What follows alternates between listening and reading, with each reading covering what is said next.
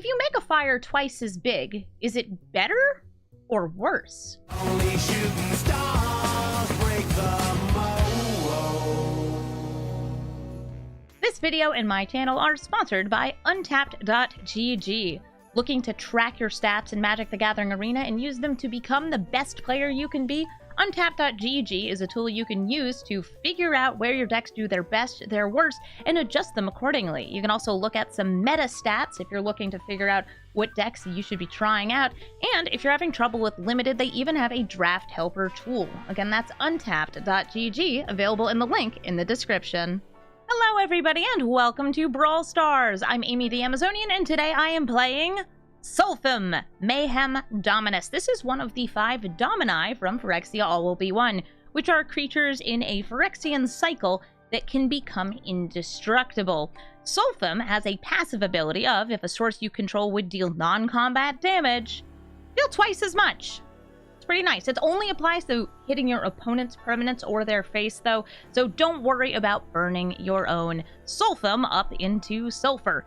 This is a burn deck, as you might imagine. Lots of non-combat damage and things that support non-combat damage.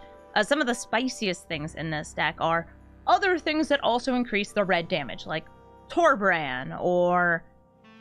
where is it? Fiery Emancipation. Very good ways to get our reach in and get some victory. But you know what? Non-combat means that we both want creatures that deal damage outside of just combat. Things like Thermo-Alchemist, Viashino Pyromancer, and things like Planeswalkers that can do damage off to the side or get us card advantage, some burn as well.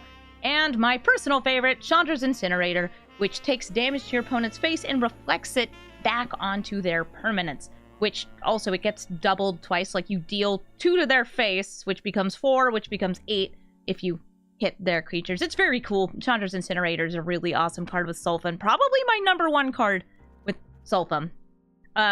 We have the classic burn. We have Lightning Bolt. We have the uncounterable Banefire. We have you cast it twice, Devil's Play. And we have a couple other nice little cards that you might remember from various mono-red decks like Goblin Chainwhirler. Hey, that's non-combat damage right there. And the new Defiler Instinct. It deals damage when you cast a red permanent. This deck is full of red permanents. So this is probably a simple deck for people to figure out. So I'm just going to hop into gameplay. You guys know how burn works. You hit your opponent and they get lit on fire and then you rejoice. Fun. Let's go.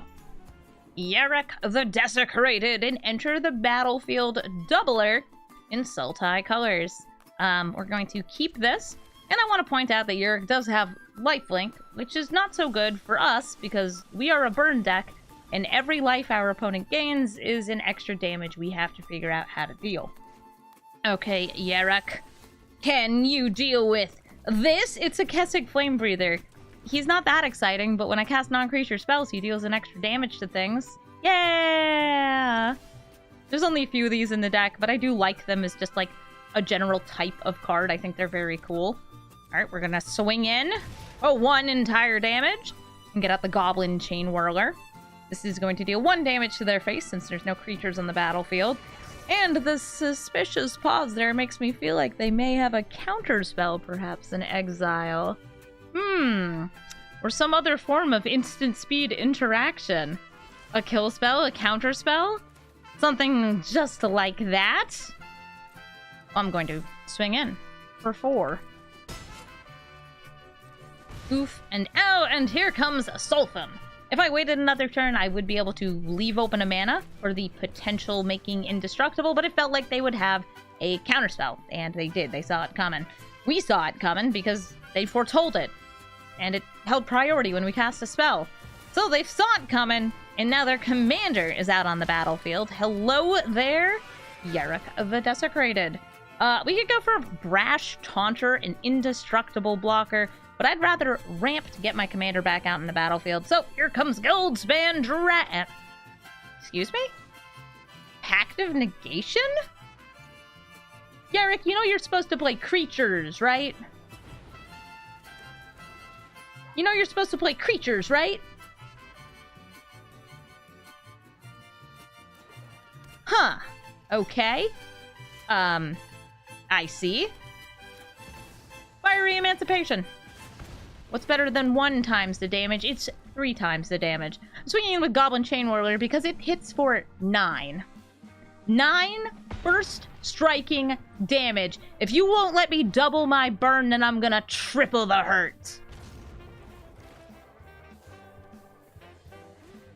City Salka Connoisseur is going to make me discard the Brash Taunter and discard the Pyromancer. How romantic. They can gain 3 life off Yarrick if they swing in here. But it looks like it might be too little too late. We're going to see if they do have a counterspell by hitting them with this Spike Field Hazard. Oh, is that so? Perhaps a Lightning Bolt will better please you? Even if they counter the bolt itself, Kessig Flame Breather is hitting for 3 damage.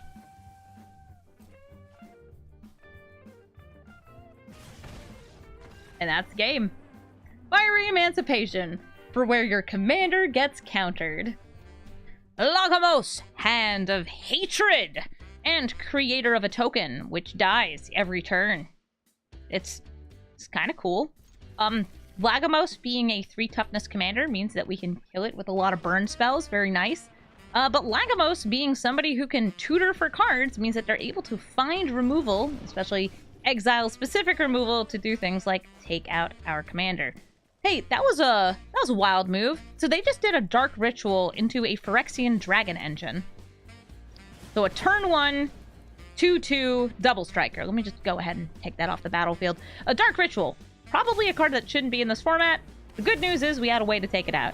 Alright, Valky coming out onto the battlefield and saying, ooh, a Rampaging Ferocidon. Don't mind if I do. It has to exile the creature that's in our hand. So there it goes. And do I just want to light Valky on fire? Yes, but next turn. I want to get down the Thermo-Alchemist. Thermo-Alchemist is my little pingin' buddy. Whenever we cast an instant or sorcery, we can untap it to ping and ping and ping again. Hello, Transmogrant Crown. Are you going to turn Valky into a slightly larger creature, which will draw a card on death? Yes, they do. And we get bopped for 4.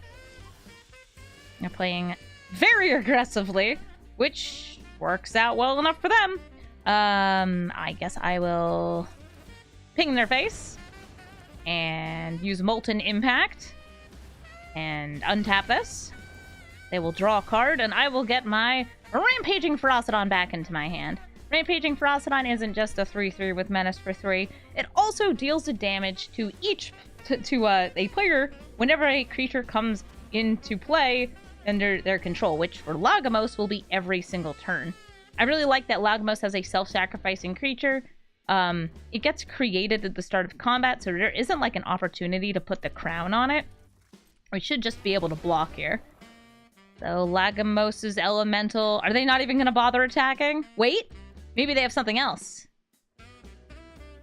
They can equip it after combat, because it dies at end of turn. Bone Shards! Okay, I will tap and dap for 1 whole damage there.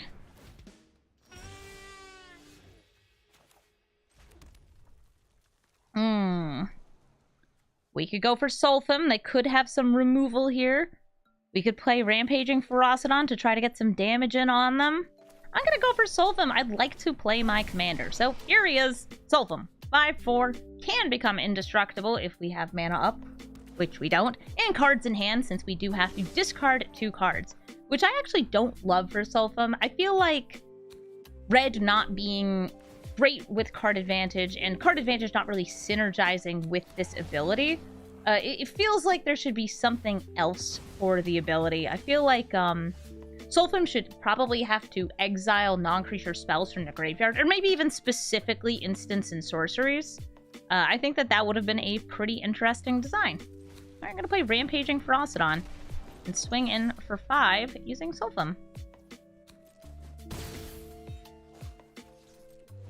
Yeah, the white one, you kind of have some synergy with the ability because you sacrifice creatures, which makes sense because you are making extra creatures. It doubles your tokens.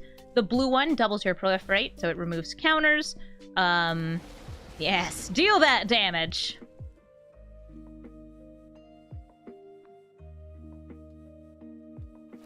If you're playing a Dragon's Approach deck, you can use that to fill up your graveyard with Dragon's Approach, but still feels like Solphim specifically has a bit of an awkward build for his own ability. They did not gain life. We have a Rampaging Ferocidon. Thank you, Rampaging Ferocidon. Thank you, Ferocious Daniel. We lose 2 life. How dare we lose 2 life? I'm gonna go for Uthgard Fury. You know what? I'm going straight for their face. That's right. Because this is lethal. Oh, and, sure, more damage. Die, children. Gaming. I'm getting real sick and tired of all the Atraxes I'm running into in the queue. Okay, fine. I'll keep. My chances of winning are not high, but I'm still going to try. When there's a super powerful commander that is not immediately moved into the hell queue, as I like to call it, people play it because it gives them wins, which does make perfect sense. Hey, if you can essentially abuse the algorithm to say, yeah, I'm gonna chew up all these chumps, then you may as well. I can't stop you. There's no rule zero conversation in Arena. This is what led to Rusko being as dominant as he was. But you know what? We're gonna do our ding-dang best. And part of that is going to involve really just maintaining our resources, getting in our damage early, and hopefully doubling some of this cheaper damage a little bit later on. Alright, so we've got them down below 20. Start at 25 life in this format, so better than nothing.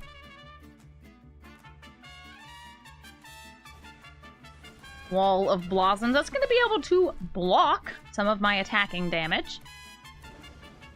We got two more. Incubation Druid. Okay, so they are ramping. And I'm playing Solphim. Just straight out, here's Solphim. I'll attack in. Doesn't actually make a difference. Except it does, because Uthgard Fury makes it so damage does not get removed from blockers. So it adds up ever so incrementally to a level where I can get where I need to be. Alright, Solphim. Stay on the battlefield. Remain untouched. I can't make you indestructible. White and green. No, they've untapped that. This is naming black. They're tasting the rainbow, everything but red. That's what Atraxa has, everything but red. Don't worry, we've got the red, and we've got the dead. That was a Casualties of War, taking out my commander, my land, and my damage marker. Okay, I could have left Solphim in the graveyard just to use it as a exile fodder for this Grim Lavamancer. That is too bad. I'm gonna use the Obliterating Bolt here to take out Incubation Druid, since that cannot hit face, and then I'm gonna chill here with my Grim Lavamancer.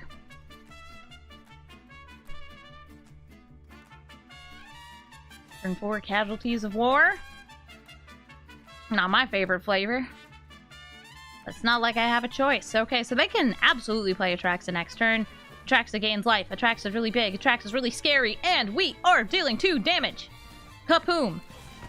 17. Lightning Bolt. I want to save you for Solphim. I want to deal 6. Chandra. Fire Artisan. Chandra. Put back on top of my library. You didn't need to do that. You didn't need to do that, Atraxa.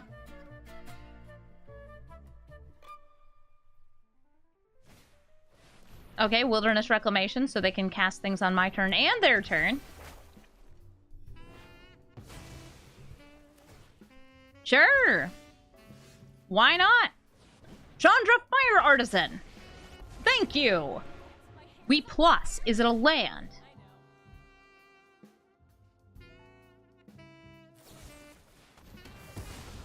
We plus. Is it a land? It was. Mutavault. Hello, Mutavault.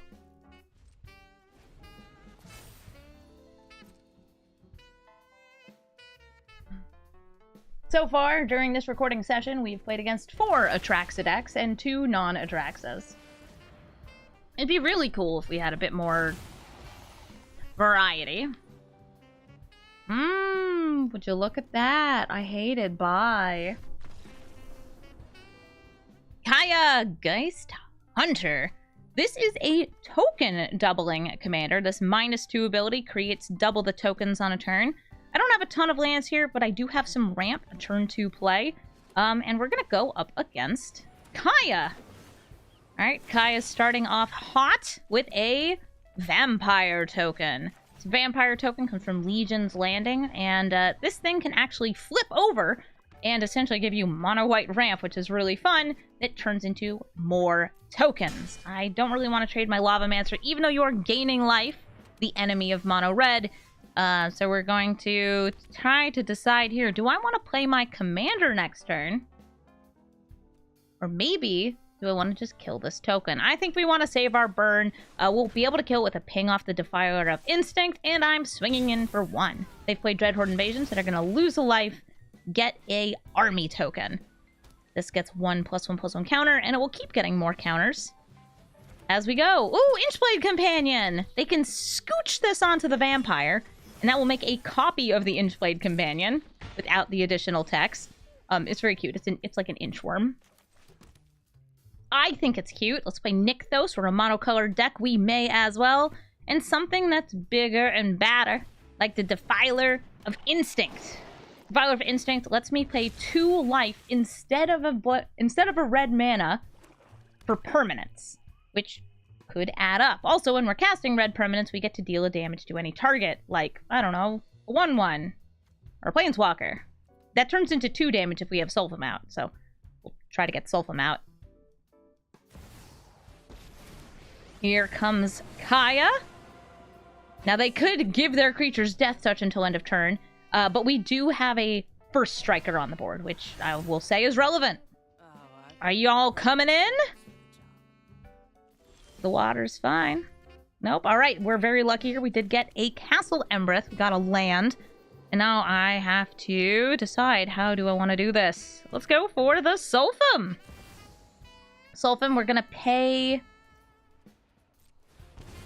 2 life. We're going to ping this Inchblade Companion. It's so cute. And now I have enough mana to play another thing here. And if we do Uthgard Fury, I can do something real fun. And that real fun thing is 8 damage. We're going to deal 2 damage from the Defiler of Instinct's ping. And now Uthgard Fury going to deal 8 damage to the face. We have a 4/4 first striker. We're going to swing at Kaya, take her off the board. And I think we've secured ourselves a fast enough advantage in this game that we're gonna win. Elenda the Dusk Rose. I don't know why we're matching up against so many Orzhov commanders today, but it's absolutely happening. Elenda the Dusk Rose gets bigger when creatures die, and when she dies, she explodes into a mountain of teeny tiny vampires, the little 1/1s with lifelink. Well, hopefully we can stop her from getting too big and too scary. Maybe killing things before she can even come out. Alright, we've got 1 mana holding up a lightning bolt. Any vampires? Oh no, it's a skeleton! Aww! I love skeleton. How are you doing, reassembling skeleton? We're gonna play Rampaging Ferocidon. If they have creatures enter the battlefield, they will take damage, like this one, the Morbid Opportunist. Do you attack with your skeleton to draw cards? A good question. I'm swinging in. Rampaging Ferocidon has Menace, so there isn't a great block here. Unless they want their Morbid Opportunist to die, and I do not think they do. And I'm going to play the Tectonic Giant, too. I do take 1 damage, though, since a creature did come into play. Ouch. But I want this Tectonic Giant to deal 6 damage on attack, because this ability here is really nice. Oh, Phyrexian Arena against a burn deck. I like it, I like it. I'm going to play this Mountain. Here's Solphim. Take 1. They will take 2, though, from the Rampaging Ferocidon. We're going to attack in with both of these. We're going to deal 3, which is actually 6 since it's non-combat damage.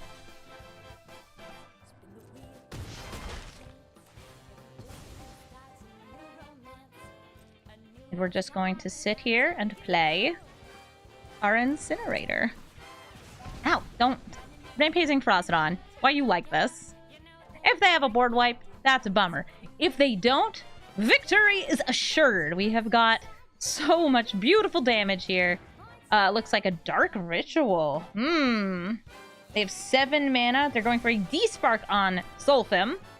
She is, you know, she's not immune to the D-Spark. I also did not have mana for the indestructible ability.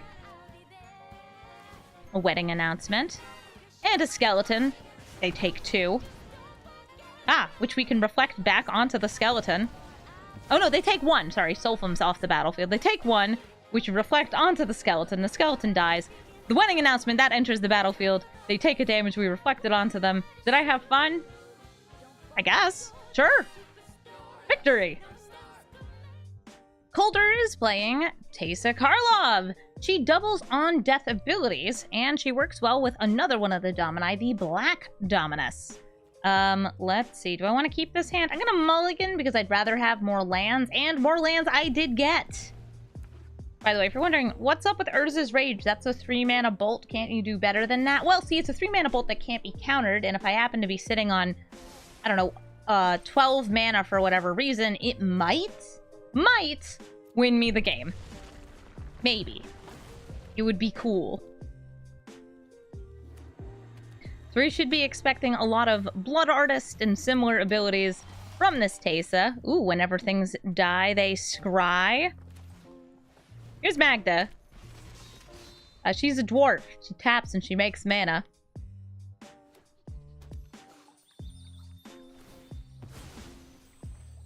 They sacrifice their fabled passage and get a swamp, I bet.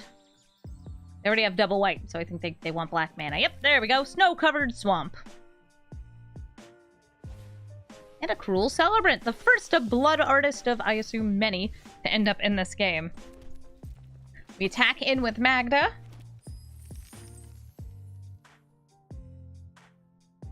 Would you like to block? Oh, they're blocking with both. I'm going to choose to kill the Cruel Celebrant because the life gain ability on it is actually what I'm more afraid of. I could keep Magda alive here, bolting one of those and bolting the other. I don't think it's worth it. I think it is more important for me to get my Fable of the Mirror Breaker out and try to get more interesting stuff ready for the next few turns. Saving my damage for their face. I want to be able to double the burn and burn them up.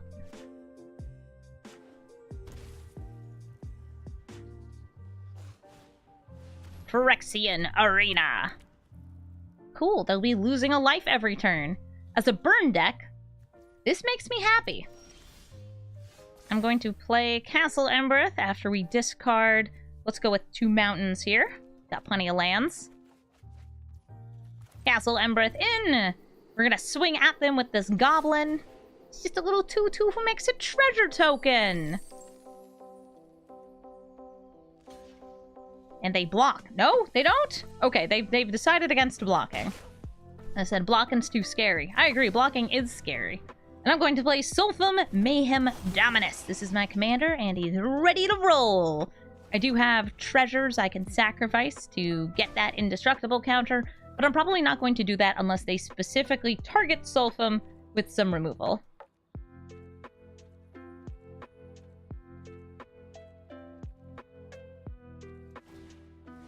Fell Stinger.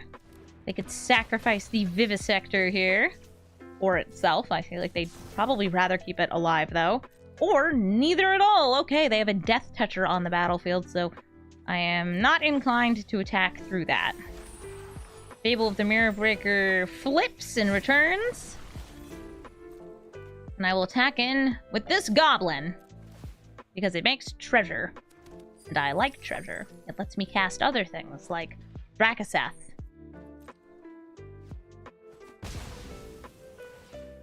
They scry.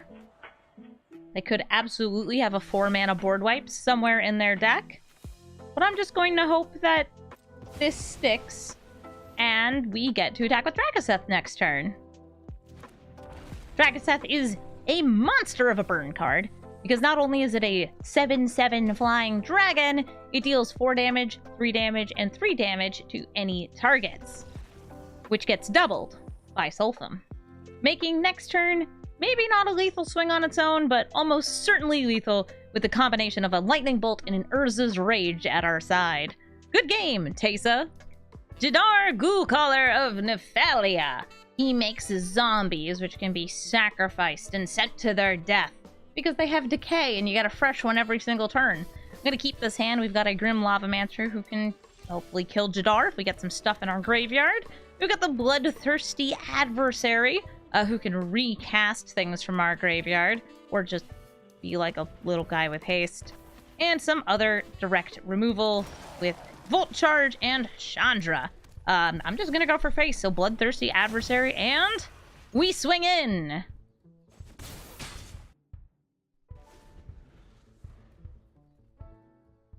Three damage dealt. Do you return the favor? They sure do! The zombies coming in, dying, but don't worry, in their end step, they'll get a fresh zombie. Fingerback Walker. It's a very nice sacrificable. It gets bigger and bigger and turns into many, many Thopters for each +1/+1 counter on it. Seems actually like we might want to hit them and everything else on this board with a Brotherhood's End. Let's swing in. Alright, I'm chilling. I don't feel like I need to do this quite yet. If I do it now, then I'll be removing the possibility of them getting more pieces off the Hangerback Walker, but I could also Volt Charge it this turn, so they get fewer cards. And there's a chance that they'll play more creatures on this turn. They only have 2 lands. Now they have 3. Who's coming out? Morbin time. Okay, before the Morbin resolves, I'm going to bolt the Hangerback Walker. No, I don't want to proliferate the Hangerback Walker. They get a little guy. This way they don't draw a card off it. They will draw a card off the attack here. But everything on this board will die to Brotherhood's End. Sure. I attack. This will trigger anyway with the board wipe. Just trying to get 1 more damage in. And 3 damage to each creature and Planeswalker. Nice. 3 different swamps. These are snow-covered swamps. That means they have blood on the snow in their deck. It's a snowboard wipe. It's a good card. I put it in almost every black deck. Like, my mono black decks, they like snow. It's worth it. I think it's a really good card. What do we got here? Mountain? Gix? Gix! Hi, Gix! Chandra. Chandra. Burn Gix. No Gix.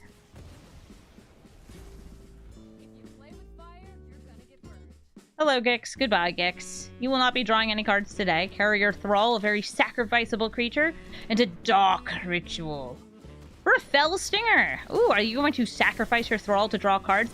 It looks like they're really stuck on lands, so they're just trying to get a swamp. Did you get a swamp? You got a swamp! Good job. I congratulate you. Uh-oh. Oh, they're sacrificing their Scion to kill my Chandra. No more value for her. That's reasonable. I'll play Solphim. I'll just pass. I'm holding these lands in hand rather than playing them in case I want to make Solphim indestructible. They are a mono black deck, so there is a good chance that they will have other types of destruction. Exiling destruction. Technically not destroy.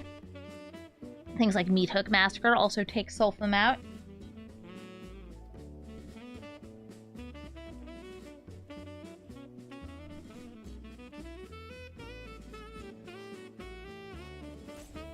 Six cards in hand. Oh, they got a 5th land! Nice! Here comes Jadar. And on just 1 mana, unless it was something like Fatal Push, I feel fairly safe at making Solphim indestructible. I'm actually going to do that right now. I'm going to pay an awful lot of life, drop these 2 lands, and make Solphim indestructible. Alright, so now I have an indestructible commander out, and we are burning down the house. Now, do I want to deal damage to everybody? No, I actually want to make little devils. And I'm going to swing in with everybody here. See, dealing 10 damage to everything. That's cool and all. But you know what's really cool? Having devils that burn for 2 instead of 1. It's so minor. But it makes me feel good.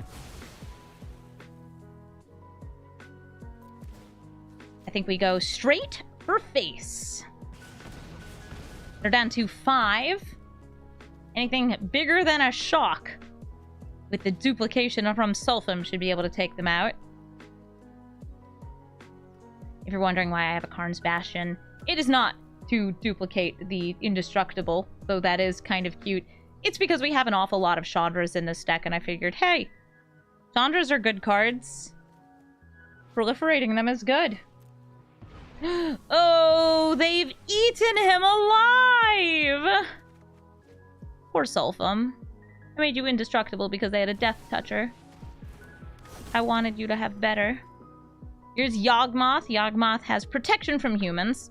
Not a human. Not a human. And can sacrifice things, pay a life, to draw cards. I got a Ramunap Ruins.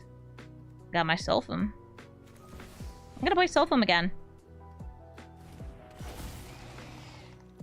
I'll attack in.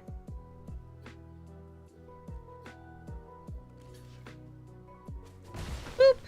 And bonk. That's a shock to the face. They're down to 3 life. I cannot make Solphim indestructible.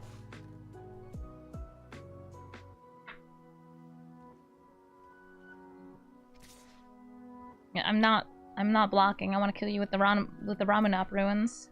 I want to ruin it.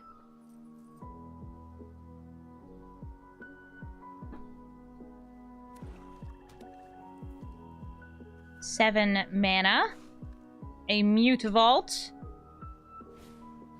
and mutual destruction. There goes my commander again. Rippin' Peppies. Hi, Jadar. All right, Lightning Bolt off the top. You know, normally this is a really, really cool commander, or a really, really cool card in commander. It's not really, really cool when there's a Yawgmoth out. It's actually kind of bad when there's a Yawgmoth out. Has this, pesky little 1 toughness, so if you give it -1/-1, it is very dead. It is very sad. It goes away. Mutavault. 1, 2, 3, 4, 5, 6, 7 damage here.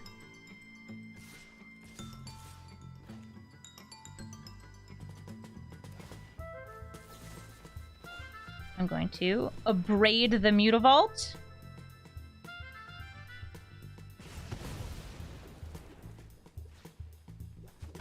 Taking a little less damage. They can't draw.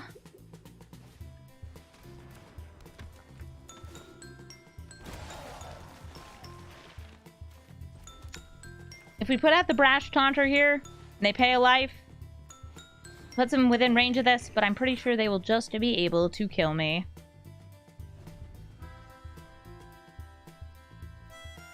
We did just get a land there. Nothing too interesting. We're short of replaying Solphim again. Okay, so they kill. 1, 2, 3, and then sacrificing Jadar and Yawgmoth for lethal. I'm gonna go ahead and say good game, Soar. I like the way you sacrifice your creatures repeatedly. It's Cody! 5 colors and no permanents. Well, other than lands and their commander. Cody's very cute, and I'm gonna keep this hand because it has a card I'm very excited about, which is Leyline of Combustion. The Leylines, if you have them in your opening hand, come out for free! And this one specifically burns your opponent if they try touching your stuff. Do they want to try and make you discard with something like a Thoughtseize? They're taking 2 damage. Do they want to target one of your creatures to kill them? They're taking 2 damage. In this channel, we do not respect our opponents touching our stuff. However, we do love and appreciate me touching my opponent's stuff as I steal it, because we're hypocrites. At least I'm honest about it. Alright, so we've got our ley line down. We have an Electrostatic Fast. This is going to be 2 damage to any target. Do I want to use it? Not quite yet, but we're going to get down the Goblin Chainwhirler. Is it countered? Nope, it's going to deal 1 entire damage to them.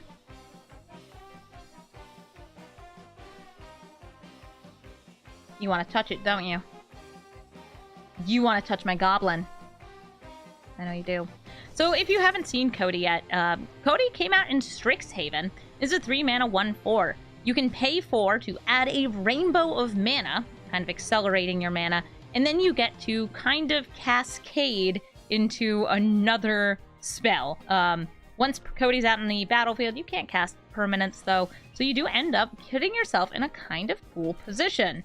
Alright, Cody. Let's go. 3 damage. Right at your face. Nice. I'm going to play Chandra instead of my commander here. The reason for this is I would like to have a variety of different permanents on the battlefield, because very often they are able to destroy most of them, but maybe not all of them, using cards like Casualties of War, Rip to my Devil's Play, or similar. Oh, Mirari Conjecture! They're gonna bring back the Opus and put it in hand. Then they can get the Iteration next turn, and in 2 turns they'll be doubling that. Very cool.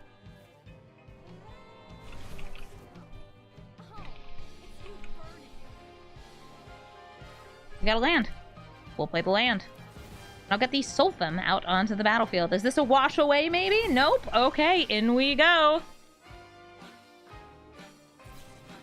Swords to Plowshares. Well, at least they take 4 damage. Thank you, Leyline of Combustion. Solphim's gone. That's cool. Move it to the command zone. What's amazing is if we had 1 more damage, we also would have been able to play Incinerator that turn. That would have been so cool. Alright, there's the Expressive Iteration, the little Value Town card.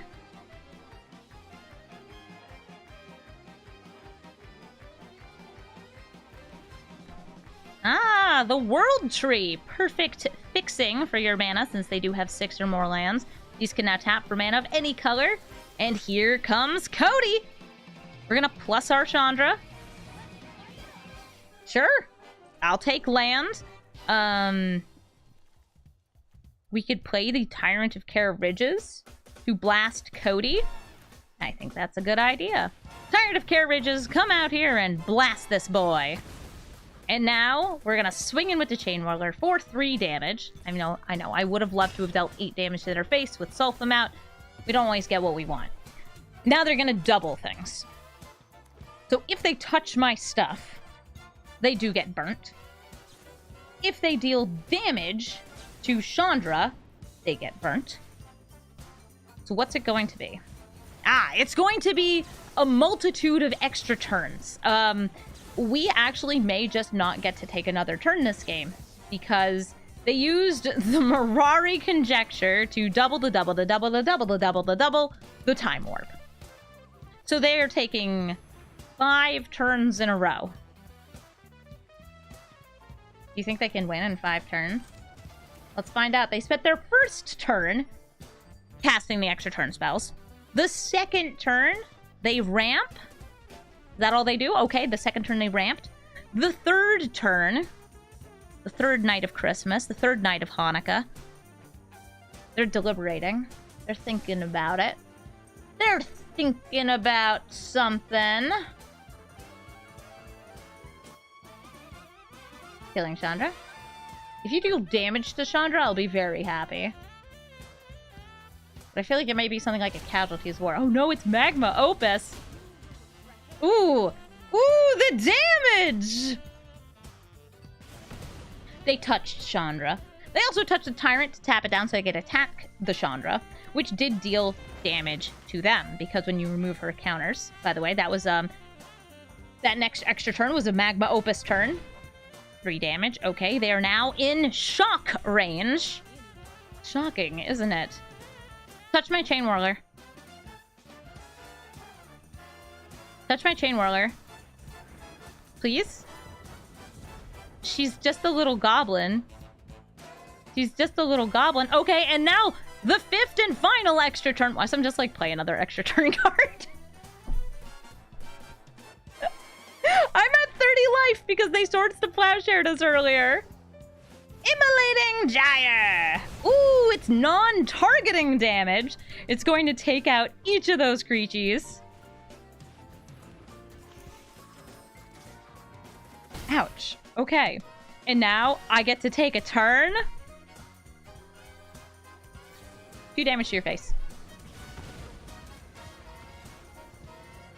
That's what I call gaming! Woo! Mono red burn! Thank you all so much for watching this episode of Brawl Stars, and thank you all for sitting through my opponent's 5 turns, during which they did a lot less than I actually thought they were going to.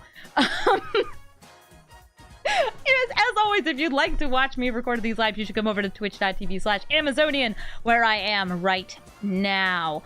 I am going to be taking a break this upcoming weekend, though, because I am going to MTG Philly. So if you want to meet me at MTG Philly, just let me know. I do not have a schedule there. I'm arriving late on Friday and leaving early on Sunday, so the easiest time to find me is going to be sometime on Saturday. I imagine in the mornings I will be awake and available. I'm an early riser. And at night, I will probably be rather inebriated and causing problems in public spaces, which is actually, I think, just the Philadelphia way. I'm going to fit right in with the locals. So if you're going to be at MTG Philly, say hi. Just introduce yourself. I have face blindness, so if you say hi to me like one day and then think I'll recognize you on the second, I won't.